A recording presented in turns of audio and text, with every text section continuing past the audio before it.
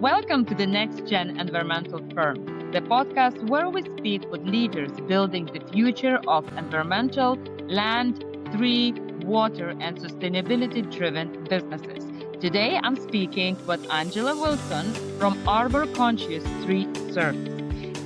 What I really like about Arbor Conscious is that you are not just cutting trees or doing tree work. You are helping people take better care of their trees by looking at the tree health, safety, possible risks, and the value a tree brings to the community. Angela, welcome and thank you for joining me. Thank you. Yeah, happy to be here. Angela, so when you tell people you work with trees, do you actually understand what an arborist does? Or do they most imagine chainsaw, ladders, and someone yelling timber?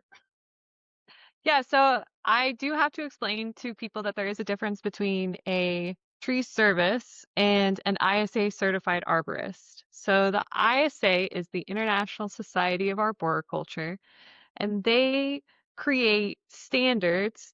They're called ANSI standards, ANSI 300 standards, that tell us how to do our jobs properly. To become an ISA certified arborist, there are certain qualifications. You have to have a forestry background, you have to own your own business, be in the industry for a certain amount of years, and then you have to take a qualifying exam. To be a tree service, you don't necessarily, in Florida, to be a tree service, you don't necessarily have to have that certification to do tree work. And a lot of tree services don't. Unfortunately, that leads to improper cuts and improper treatment of trees and the rapid removal of mature trees that don't necessarily need to be removed, but may look threatening. So when you say, like trees, threatening trees, no, I don't think so that people would understand that. And in general, so what do people usually misunderstand about professional tree care? Okay, so there is a list of tree signs that we look for that qualify a tree as a hazardous tree. There is a certification called a TRAC certification, tree risk assessment qualification, and that teaches us how to look at trees and assess their likelihood of failing, and then also the likelihood of them impacting something that we care about.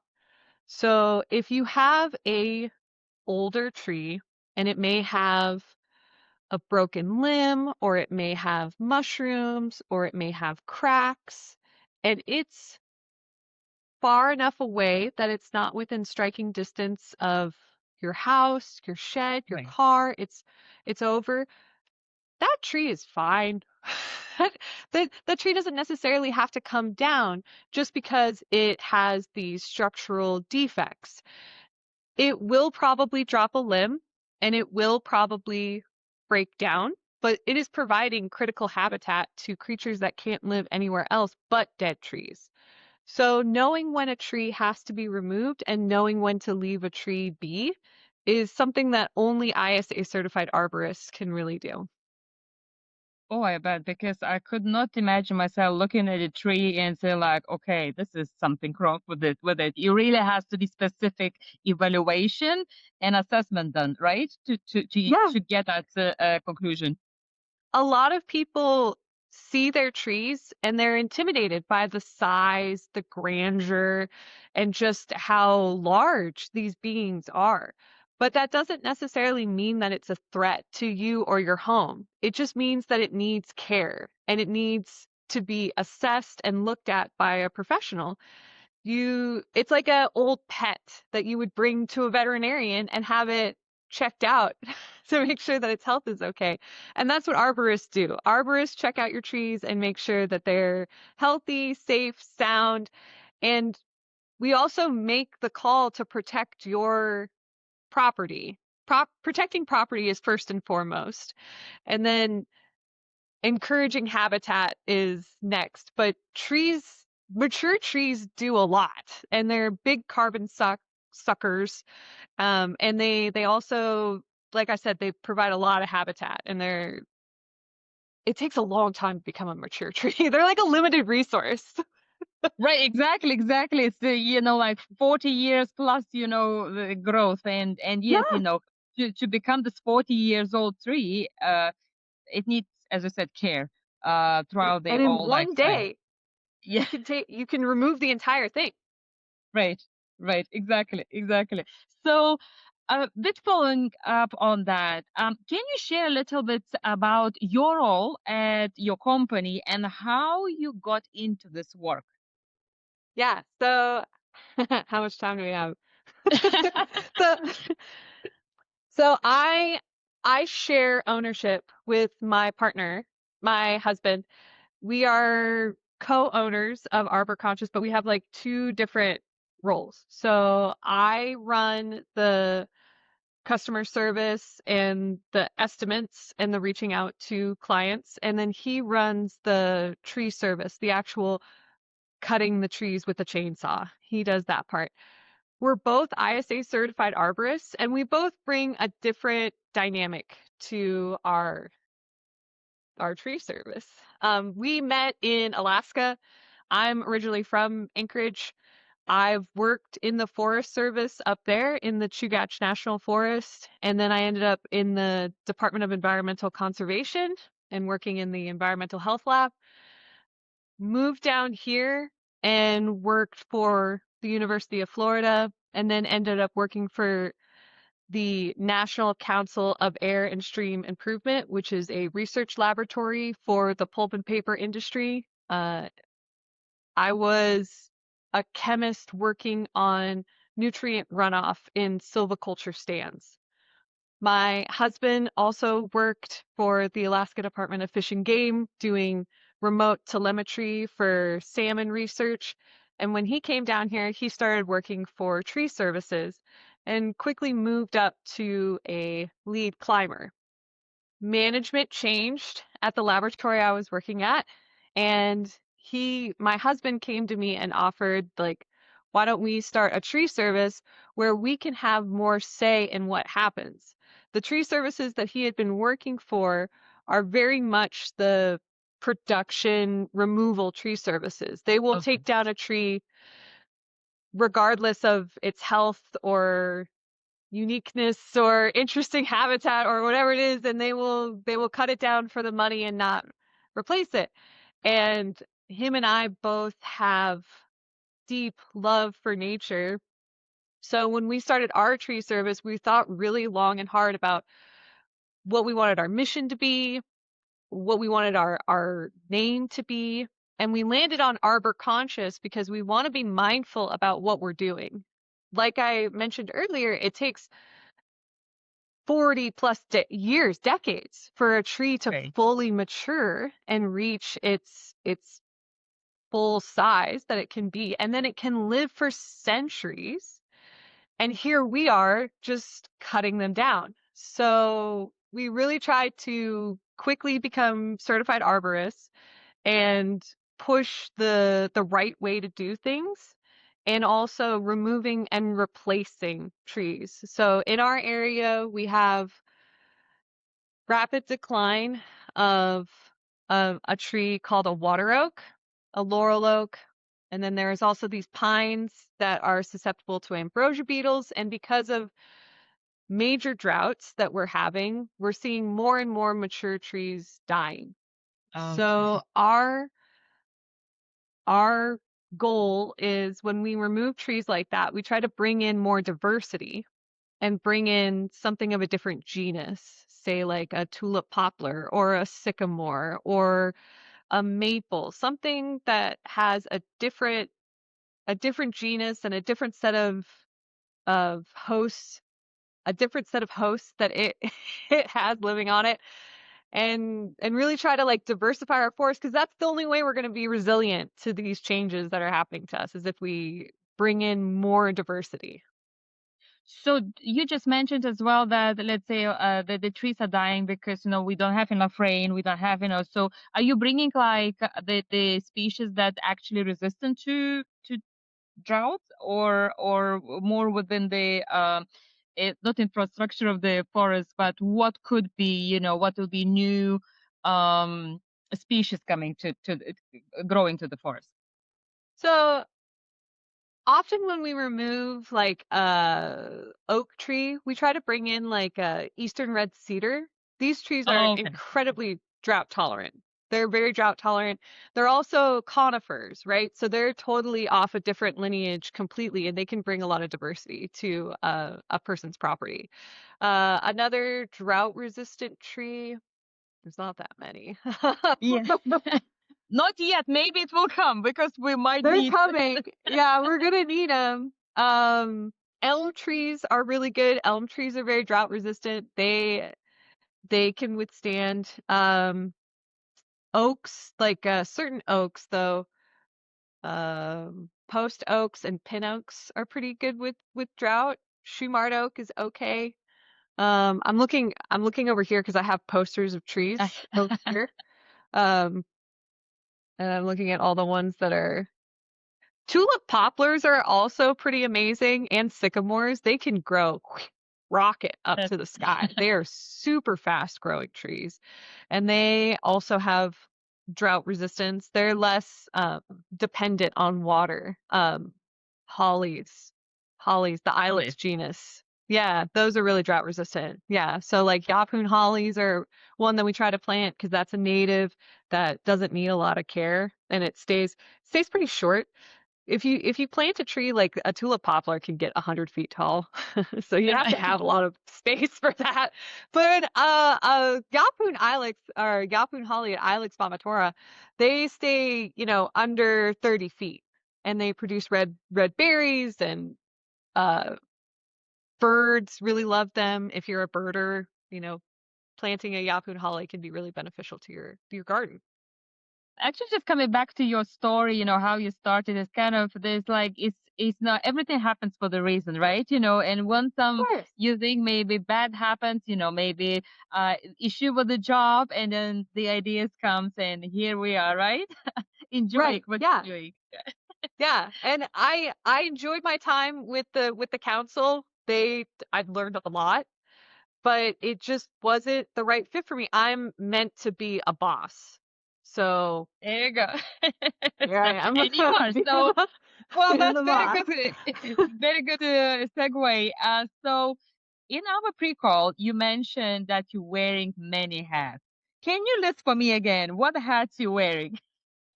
Sure. Yeah. So I'm an arborist. So I go out and I do tree assessments. I climb too. So I'll do like the advanced assessments and climb in the trees.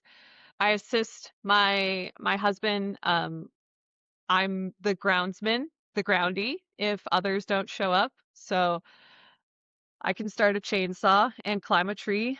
And I also do all the HR for our employees. We have 3 employees right now.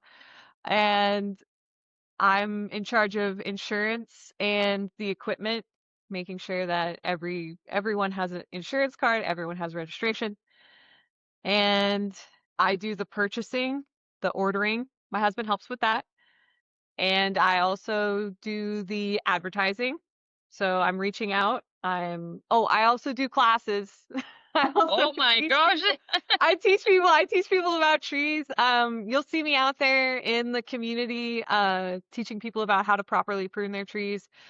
Scheduling. I do all the scheduling. I do all the writing the estimates, getting the estimates out, getting them approved, scheduling the client, and then I do the back end stuff where I send them the invoice, make sure that gets paid, and then I also schedule all the subcontractors that we use for like if we need a pickup of debris or a piece of equipment that we need to rent that we don't necessarily have, or we need to outsource additional climber for a tree. And I think that's it. But like anything that That's it. pops It's up, just a lot. my husband calls me the Oracle because like if anything pops up, he calls me and he's like, he even told his guides, he's like, I don't know the answer. Like I have to call Angela and ask her and then we can get the answer. But yeah, I'm the Oracle of. How you imagine? How you doing that all? Do you have a time? Do you work? Do you have 25 hours a day? No, you know, well, honestly, I have to like cut it off, right? I have to cut it off. We used to run it out of our house, but now we have an office space, and so I have that physical separation. Um, and then I'm like just constantly going all the time. I have a lot of checklists that I go through, and I have a couple calendar. I have four calendars that I Oh use my to gosh. manage. And I used to manage. I have like a pretty good CRM system that does a lot of the automated, like it sends out automated emails, and I had an administrative assistant and she was excellent, so she set up a bunch of automated emails and she made me a bunch of really cool spreadsheets. Shout out to Natalie. And that was really helpful, but she went off to a better job, or maybe not a better job, but she went off to a different job. Um, I come from a small business. My parents owned a construction business, and my whole family works for them. So it's just normal for It's me. in It's you, right? normal. It's in you. You have that skill. You have this. I have it. I don't know. It's just, I had a person comment the other day that was like, you when you answer the phone, you answer the phone with a smile. And I was like, oh yeah, mom would be proud. Like just drilled it into my head that you answer the phone. Like you answer the phone like you own the small business, and you're always on, always handing out business cards, talking to people. I talk to people about their trees everywhere I go all the time. So it's just normal for me to like have a small business and to be working constantly and to be my own motivator. Yeah, no, that's amazing. Now, so what are the most common reasons people call to Arbor Conscious? And how, Yeah. once they call, what is the process? They just, let's say I would call and say like, okay, I think I have a tree problem. I don't know yet, and Yeah. you identify something and what it takes, and especially I would like to hear what people, when you give them proposal, like this is the, how we can fix it and what need to be fixed, right? How people accept or not accept what you're saying, how does it work? Yeah. So for us, a lot of people call because they need an arborist. So they have a tree that they're not really sure about. It doesn't look right. Like, let's say it came out of dormancy in the spring, but it didn't leaf out fully like it used to. And they're concerned about it because the year before, it may have been also not looking like it should have, like fully green, healthy canopy. And so they'll Right. usually call us, and then either me or my partner, we go out and we do level 1 assessments. And those are limited visual assessments from the ground where we just take an overview of what we see on the tree, and we write up a report that identifies the tree, whether or not it's a heritage tree, whether or not it's a native species, what the size is, the volume of the canopy, how close it is to structures. Then we move on to writing the proposal. If the tree needs work, like let's say it needs dead wood removed from the canopy because there's some dead wood over a carport that if it were to fall, it could do damage. Then we write up an estimate for that work and we send that back to the client. The client asks for us to do it, we approve it, and then my husband goes out and does it. And he climbs trees using a technique. Most of the time, if we're gonna keep the tree and we like the tree and we're just pruning it, then we Right. use something called SRT, which is stationary rope technique. And that's where we use friction devices to climb the rope and we do no damage to the tree itself. if the tree is dead or declining and we are removing the entire thing, or if it's an invasive tree and we're removing the entire thing, then we use SRT plus climbing spurs, which you may have seen somebody climbing a telephone pole with climbing spurs. Yeah, it's kind of like metal, or not metal, I don't know. It's like, yeah, I seen them, yeah. Yeah, so they strap to his leg and it Yeah. has a metal barb on the inside, and he uses that to stab into the cambium layer of the tree as he's climbing. We only do that if we are removing the tree because it does do harm to the living tissue around the tree. Okay. So after he has climbed the tree, we use ropes and rigging techniques to safely lower the limb or safely cut the pieces out of the tree. And then we dispose of it in a proper way. So if it's diseased or if it's an invasive, we want to make sure that it's going to get fully mulched and taken to a place where it's not going to get back into the environment. Okay. So after that has been completed, the tree has been serviced, then we send an invoice over to the client. That is for just typical tree work. Sometimes we have to do more. So sometimes we add supplemental support to trees. So recently we added supplemental support to a swamp chestnut oak. And for that, we had to do a level 1 assessment where we identified, like, okay, so it's got these two big leaders coming into a joint that's compromised. So let's add a cable in the canopy and let's add a bolt to the trunk to hold the tree together so that when wind happens, it doesn't twist apart and stress the joint. It just stays together and moves as one tree. So that requires a level 3 assessment where my husband and I, we climb together and we ascend the tree. We measure it for its braces, and then we also check the canopy while we're up there. We check and make Okay. sure that there's no rot, that there's no, yeah, like mushrooms and stuff that you can't see from the bottom because, like, you can't see Right. the top of the tree from the bottom. So we have to get up there and look at everything and make sure that, okay, yes, this tree is a good candidate for supplemental support. Then we write that all up and send them a proposal, and then they accept it. We have to order all the braces and then install it. So it takes 3 climbs to put supplemental support in a tree. Yes. So how your customers reacting? So because they call to you, right? Or you reaching to other people, let's say saying, look, I saw the tree in your yard, or I saw that you live by the tree, which might need help. Yeah.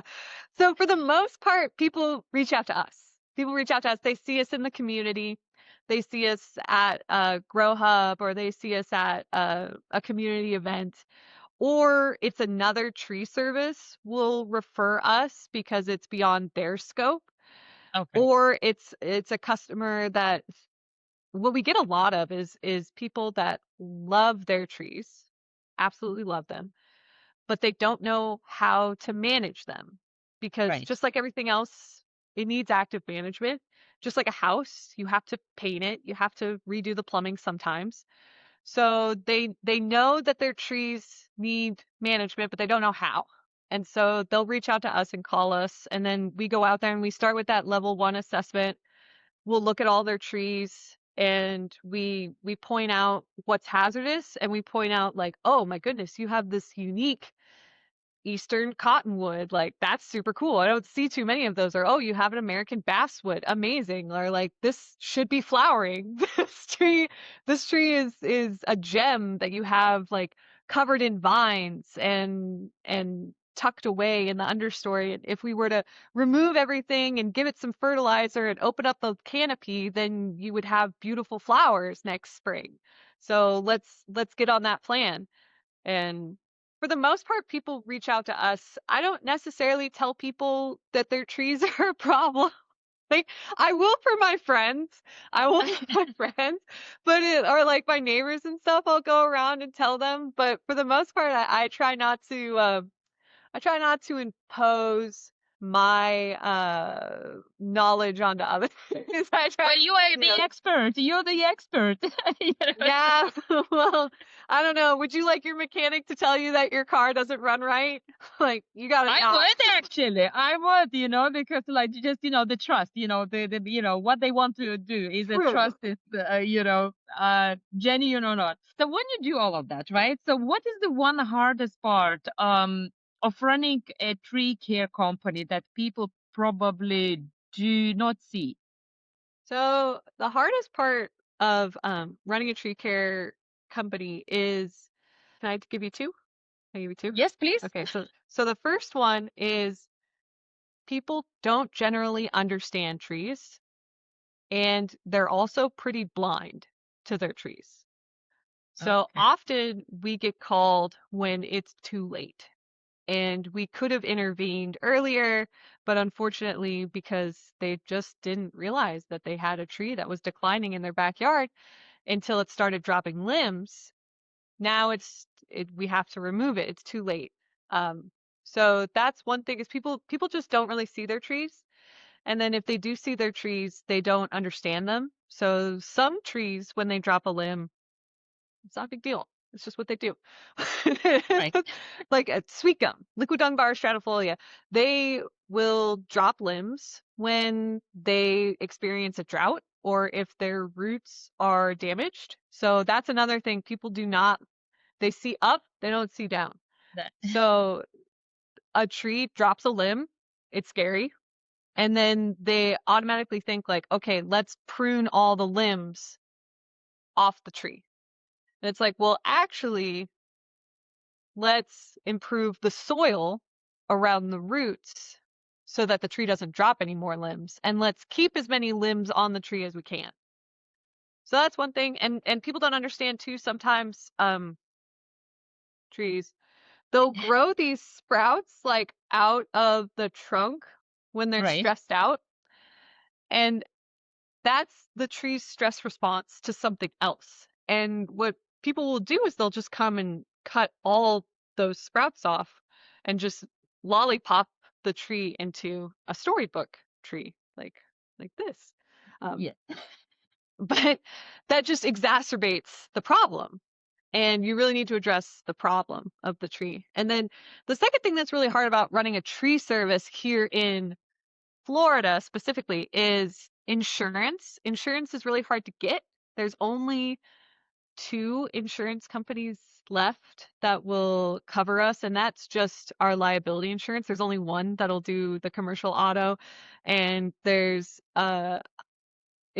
there's comp insurance is also difficult to get to because tree work is really dangerous, and there isn't necessarily a requirement to get a certification or to get any type of formal training. So unlike plumbers or electricians or general contractors, there's requirements that you have to do before you can start working on people's homes. With Right. tree work, you can just start cutting trees. And a lot of unfortunate people get in over their head and they end up either getting injured or causing big damage Right. to homes, structures, cars, and causing expensive damage. And so that impacts us because insurance companies have to pick up that slack. And so unfortunately, it just makes the level for entry and the level to do it the right way harder and harder and harder to achieve.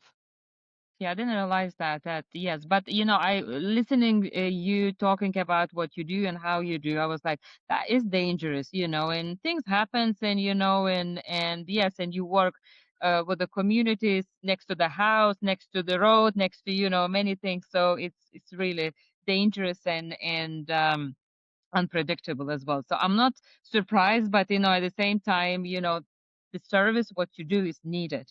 It's required and needed. It must have. So it's strange that insurance companies don't cover it. Let's shift a little bit gears. So the industry or the area that you are. So what major shifts are you seeing, and how you think it will change your company within, let's say, 1 to 2 years? So I'm seeing a shift towards more interest in that ISA certified arborist.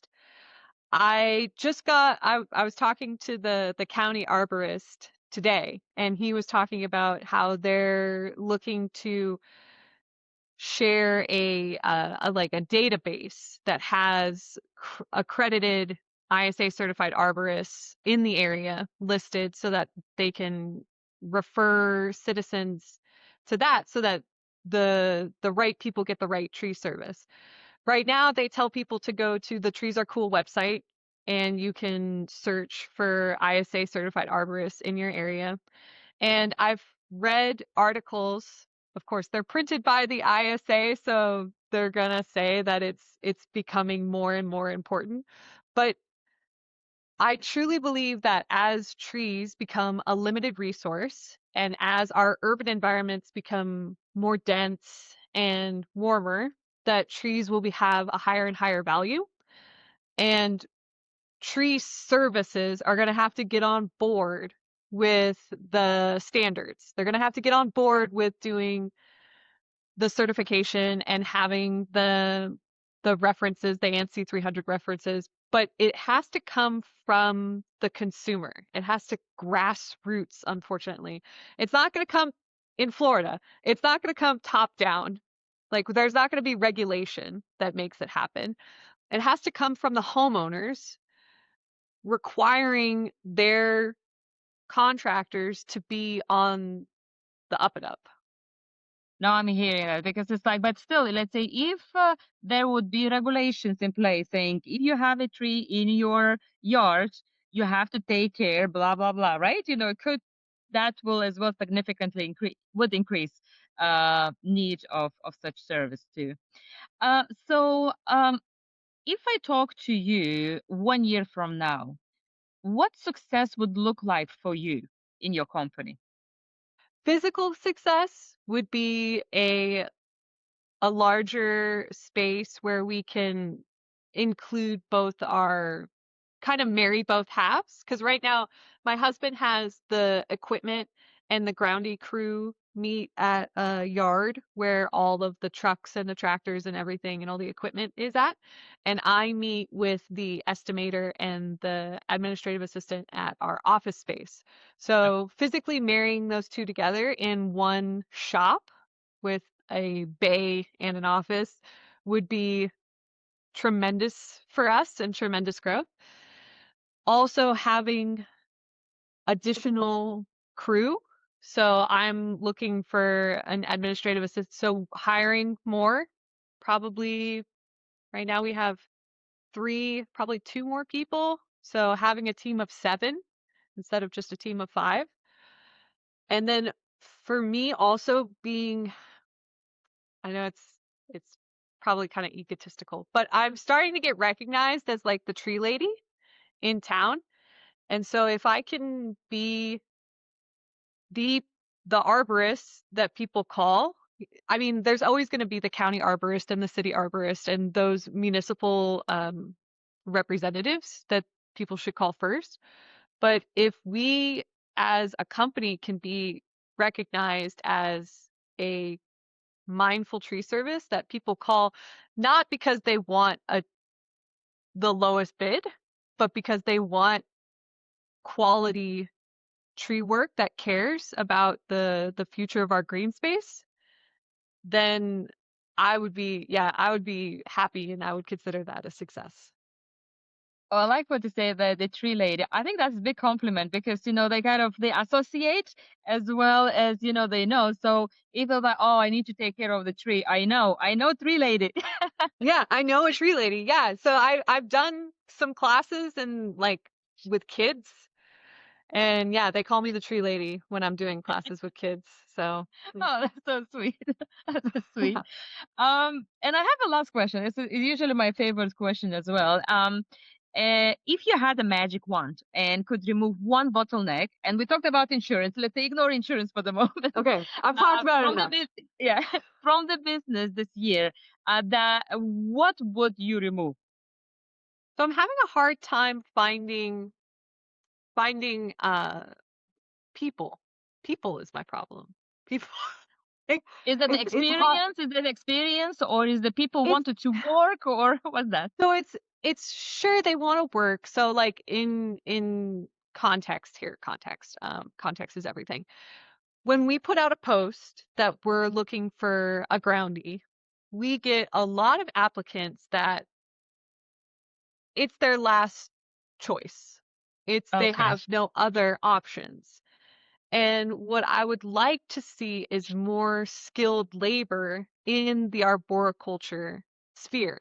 So there are training, you don't see like arboriculture in the tech high schools. You see plumbing, you see electrician, you see that's contractor, correct. but Yeah, not arboriculture. And so I would like to see a pipeline of interested, you know, so when I was a kid, I went to a technical high school in Anchorage and I did a class called resource management.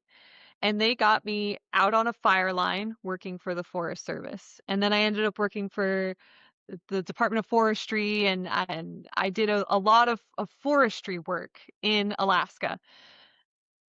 I don't see that here. I don't see those technical high schools getting kids into outdoor careers. There's a lot that'll get you into nursing or get you into the medical field, but in our outdoor space, we're really lacking trained professionals. definitely right. Yes, I never heard here in USA, like, like, because I have a kid that's 19 years old who we were going through the process, what, how, and I have 15 years old. What does the future looks like? Is it like trade or something? Like forest management or something. It's very difficult to even to come across, because there are so many kids, they don't know what they want to do. And maybe that, this is very attractive, to be honest, being outside and understanding. It's beautiful thing as well to take care of nature. Absolutely. Yes. And we need more of that. And it's like I said, it's not really in the career path portfolio Right. that kids are given. And I have an uncle in Paris, and his two sons, they ended up going the academic career path, but there's like a trade school path that they can take early on that I wish was more represented here. Like I said, in Anchorage, I got to go to um, King Career Technical High School, which my brothers did too. And I got to take like welding. I did a welding course. I did a auto body course. I did a Right. nursing course where I got to shadow a veterinarian because I thought I wanted to be a vet. No.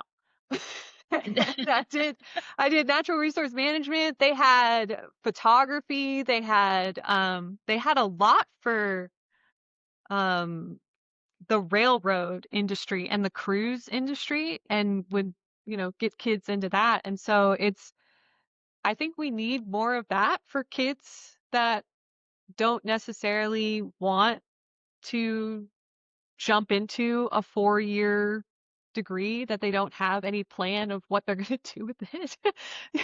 Like they just are going to go to college just because that's what you do. Right.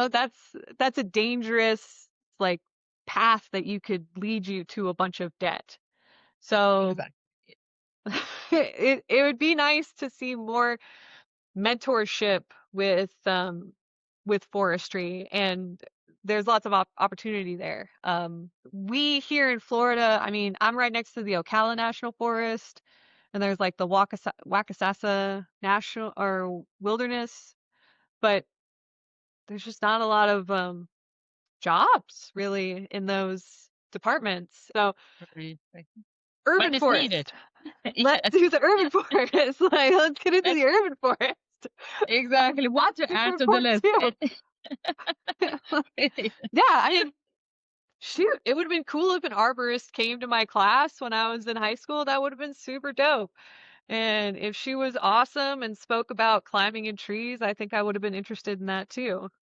Well, exactly. At least to know that it exists and, to explore Yeah. because I would, they don't, if I ask my kids, what it is, but they will be like, I have no idea what it is. What's an So, arborist? Yeah, what does an yeah. arborist do? Like, who's that? What? That's exactly right. So definitely needed, So I really want to thank you for being that expert. And I think we need to appreciate as well your work, because what you do, it's important to keep our trees alive in the towns, in the cities, in the everywhere in our nature. So thank you, Angela, so much for joining me in the next generation environmental firm. I really enjoyed talking to you and thank you for the insights.